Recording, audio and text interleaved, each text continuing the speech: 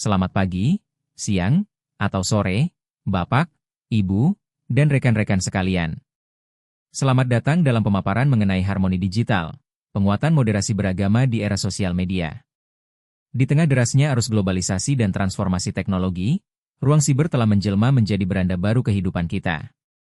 Hari ini, kita akan membedah bersama bagaimana cara merawat toleransi, serta memperkokoh keutuhan Negara Kesatuan Republik Indonesia melalui kebijaksanaan di ruang digital. Mari kita awali dengan melihat realita lanskap digital bangsa kita saat ini.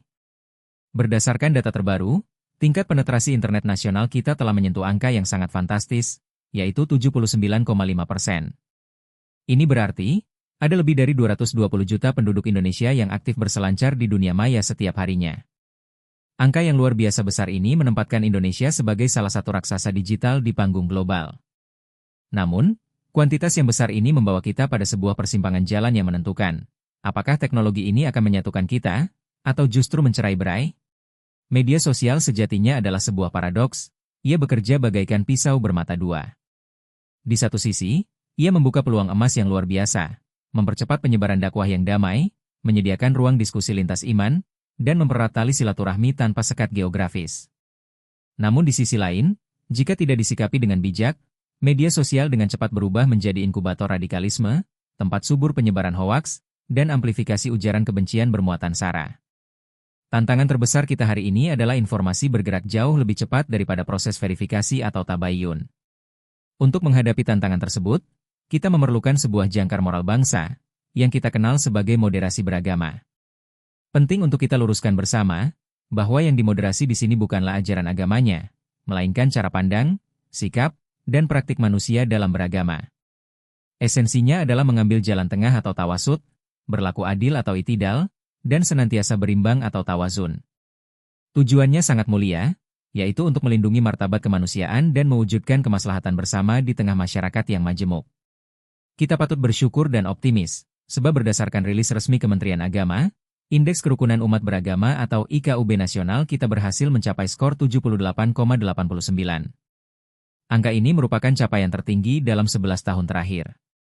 Data ini membuktikan satu hal, secara genetik dan kultural, mayoritas mutlak bangsa Indonesia adalah masyarakat yang toleran dan cinta damai. Namun, keharmonisan yang indah di dunia nyata ini, terus-menerus digoyang oleh distorsi informasi yang terjadi di dunia maya. Lantas, mengapa media sosial kita seringkali terasa sangat bising dan penuh permusuhan? Jawabannya ada pada anatomi sistem digital itu sendiri. Algoritma media sosial dirancang untuk mengejar keterikatan atau engagement.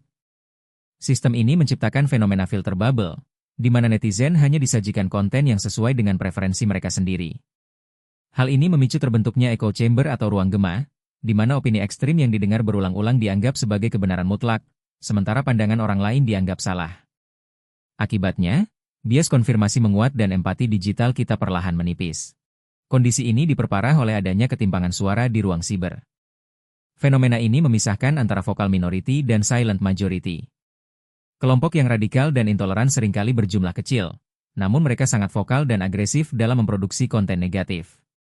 Sebaliknya, mayoritas masyarakat yang moderat dan cinta damai justru memilih diam dan tidak ingin ikut campur. Hal ini menciptakan sebuah ilusi seolah-olah ruang digital kita dikuasai oleh kebencian. Sudah saatnya kita membangunkan raksasa tidur ini, agar silent majority mulai berani bersuara untuk perdamaian. Lalu, apa langkah konkret yang bisa kita lakukan? Ada 3 pilar solusi strategis yang harus kita terapkan bersama. Pertama, tingkatkan literasi keagamaan digital dengan selalu memeriksa kebenaran informasi dan sanad keilmuan tokoh agama di internet. Kedua, aktif melakukan produksi konten kreatif yang positif, mengemas nilai-nilai toleransi ke dalam format video pendek atau infografis yang menarik.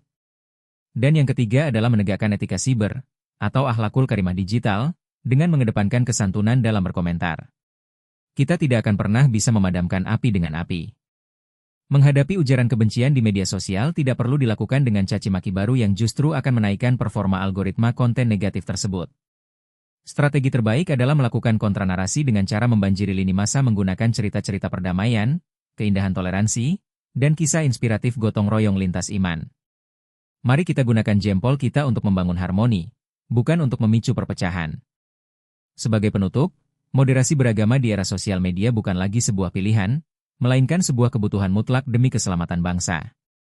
Masa depan toleransi di Indonesia hari ini sangat ditentukan oleh apa yang kita ketik, apa yang kita bagikan, dan apa yang kita sukai di layar ponsel kita masing-masing. Mari berkomitmen untuk menjadi netizen yang moderat, cerdas, dan menyejukkan.